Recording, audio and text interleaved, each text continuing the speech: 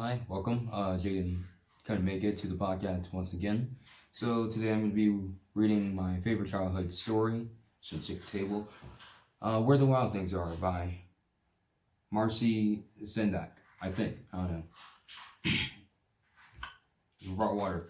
If you hear crunching in the background, that's my dog eating food like the most aggressive person in the world. Let's get water.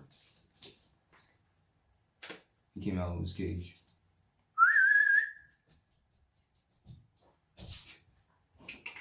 Up, up. Come here, come here.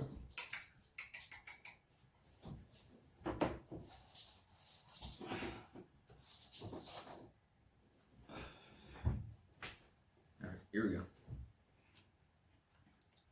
The night wore his wool suit and made me stiff of one kind and another. His mother called him Wild Thing. Max said, "I will eat you up." And he was sent to his bed without eating anything. That very night in Max's room, a forest grew, and grew, and grew until the ceiling hung with vines, and the walls became the world all around.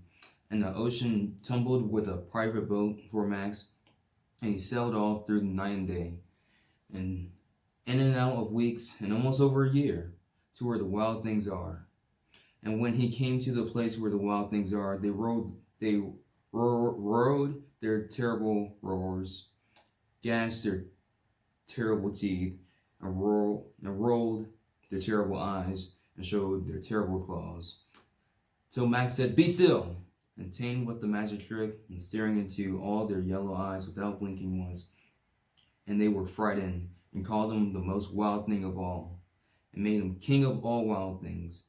"And now," cried Max, "let the wild rumpus start." "Now stop," Max said, and sent the wild things off to bed.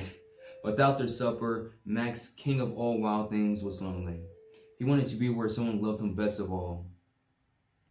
Then all round from far across the world, he smelled good things to eat. So he gave up being king of where the wild things are.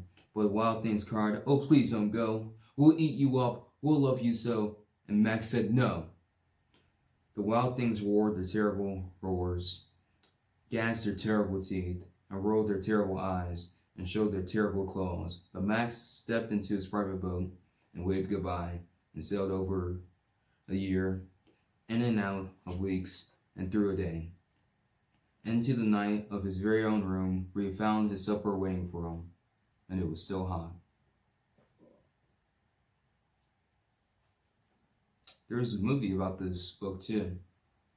It was, of course, called Where the Wild Things Are, and it got a pretty bad rating.